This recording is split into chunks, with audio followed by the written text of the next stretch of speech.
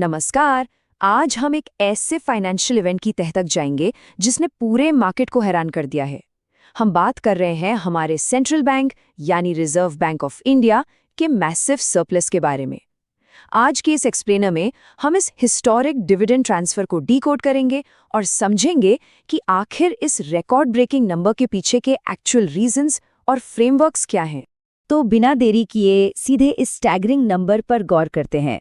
2,86,988 करोड़ रुपए। जरा इस फिगर के स्केल के बारे में सोचिए। ये वो मैसिव डिविडेंड ट्रांसफर अमाउंट है जो आरबीआई ने साल 2026 के लिए अप्रूव किया है। ये कोई आम फिगर नहीं है, ये अपने आप में एक हिस्टोरिक हाई है। लेकिन इतना बड़ा अमाउंट अचानक कहाँ से आया? इसे पर्सपेक्टिव में रखने के लिए हमें थोड़ा पीछे जाना होगा। The record dividend transfer, a 5-year climb.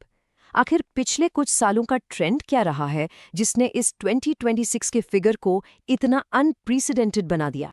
अगर हम 2022 के डेटा से शुरू करें तो ये डिविडेंड ट्रांसफर सिर्फ 30,307 करोड़ रुपए था। मतलब आज के कंपैरिजन में एक फ्रैक्शन। फिर 2023 में ये बढ़कर 87,400 करोड़ के आसपास पहुंचा और उसके बाद एक मेजर जंप 2024 में सीधा 2,10,874 करोड़ और 2025 में 2,68,590 करोड़ और अब 2026 में अपने ऑल टाइम हाई 2,86,988 करोड़ पर। ये क्लियर एक्सपोनेंशियल क्लाइम है, एक ऐसी ग्रोथ जिसका कंट्री के फिस्कल डायनामिक्स पर बहुत बड़ा असर पड़ता है। अब यहाँ एक बहुत ही ऑब्वियस सवाल उठना लाजमी है। Why did the RBI's record dividend increase? ऐसा क्या बदल गया इन पिछले कुछ सालों में? सेंट्रल बैंक ने इस स्पेसिफिक टाइम फ्रेम में इतना इनॉर्मस सरप्लस जनरेट कैसे कर लिया? इसके पीछे कुछ बेहद इंटरेस्टिंग फैक्टर्स काम कर रहे थे। Reasons behind the surge, global forces at play. ये सरप्लस सिर्फ किसी एक चीज का नतीजा नहीं है, बल्कि कुछ बड़े ग्लोबल और डोमेस्टिक मार्केट ड्राइवर्स की कहानी है। सबसे पहला मेजर फैक्टर था हमारे इंडियन रुपी का डेप्रिसिएशन। रुपी ऑलमोस्ट 10% तक वीकन हुआ था। अब टेक्निकली सोचें तो जब डोमेस्टिक करेंसी गिरती है तो आरबीआई के पास जो मैसिव फॉरेन करेंसी एसेट्स रखे होते हैं उनकी वैल्यूएशन गेन्स रुपी टर्म्स में ऑटोमेटिकली बढ़ जाती हैं। तो करेंसी वीक होने का सीधा फायदा रिजर्व्स की इंक्रीज्ड वैल्यू के रूप में मिला। और दूसरा क्रूशियल फैक्टर तो और भी ज्यादा ड्रामेटिक है। बाय मार्च 2026 गोल्ड प्राइसेस में लगभग 60% का मैसिव राइज देखा गया। 60%, क्योंकि आरबीआई के पास ग्लोबली सब्सटेंशियल गोल्ड रिजर्व्स हैं। इस प्राइस सर्ज ने आरबीआई के ट्रेजरी गेन्स को लिटरली आसमान पर पहुंचा दिया। ये ग्लोबल मार्केट का एक ऐसा एक्सटर्नल फोर्स था जिसने सरप्लस को बूस्ट करने में एक मैसिव रोल प्ले किया। पर बात यहाँ खत्म नहीं होती। सिर्फ करेंसी और गोल्ड ही अकेले प्रॉफिट ड्राइवर्स नहीं थे। आरबीआई ने बॉन्ड ट्रेडिंग से भी हायर प्रॉफिट्स अर्न किए थे और इसके साथ ही जनरल इंटरेस्ट इनकम में भी इजाफा हुआ। तो बेसिकली इन सभी एलिमेंट्स ने मिलकर एक weakening rupee, surging gold prices, profitable bond trading और हायर इंटरेस्ट इनकम एक परफेक्ट रेसिपी तैयार कर दी इस रिकॉर्ड ब्रेकिंग सरप्लस के लिए।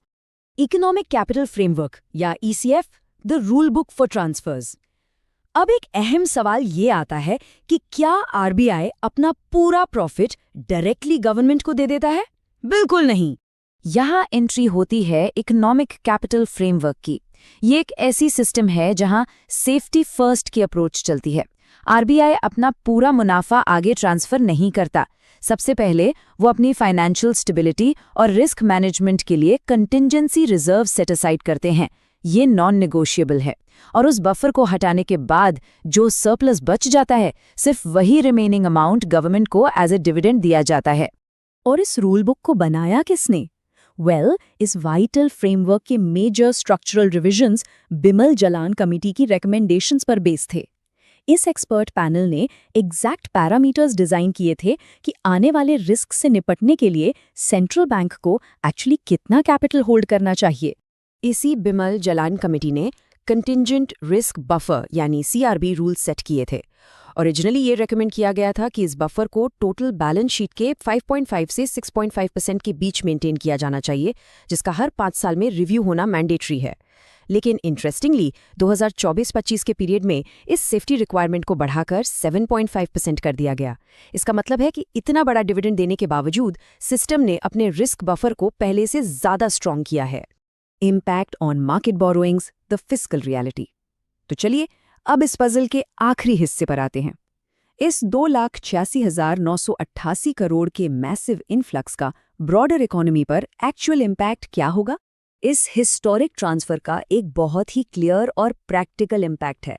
ये डायरेक्टली गवर्नमेंट की फिस्कल पोजीशन को एक मैसिव सपोर्ट देता है। इसे सिंपल टर्म्स में सोचें, जब गवर्नमेंट को सेंट्रल बैंक से ही इतना बड़ा कैश अचानक मिल जाता है तो उन्हें अपने खर्चे पूरे करने के लिए मार्केट से कम उधार लेना पड़ता है। इससे मार्केट बोरोइंग्स पर जो हैवी प्रेशर होता है वो काफ़ी हद तक रिड्यूस हो जाता है, जो अल्टीमेटली पूरे फाइनेंशियल इकोसिस्टम को रिलैक्स करता है। तो आज के इस एनालिसिस से एक बात बिल्कुल साफ हो जाती है कि हमारे डोमेस्टिक फ्रेमवर्क्स और अनप्रिडिक्टेबल ग्लोबल फोर्सेस एक दूसरे से कितने डीपली जुड़े हुए हैं। एक वीक होती करेंसी और महंगे गोल्ड ने मिलकर इस हिस्ट्री का सबसे बड़ा डिविडेंड ट्रांसफर क्रिएट कर दिया। लेकिन जाने से पहले एक थॉट प्रोवोकिंग सवाल, आने वाले समय में जब ये ग्लोबल डायनामिक्स जैसे गोल्ड और करेंसी वैल्यूएशंस फिर से शिफ्ट होंगे तो ये सेंट्रल बैंक के सरप्लसेस को किस तरह रीशेप करेंगे? क्या ये वेल्थ आगे चलकर और बढ़ेगी या इसमें कोई नया ट्विस्ट आएगा? इस पर जरूर विचार कीजिए। आज के इस एक्सप्लेनर में जुड़ने के लिए शुक्रिया।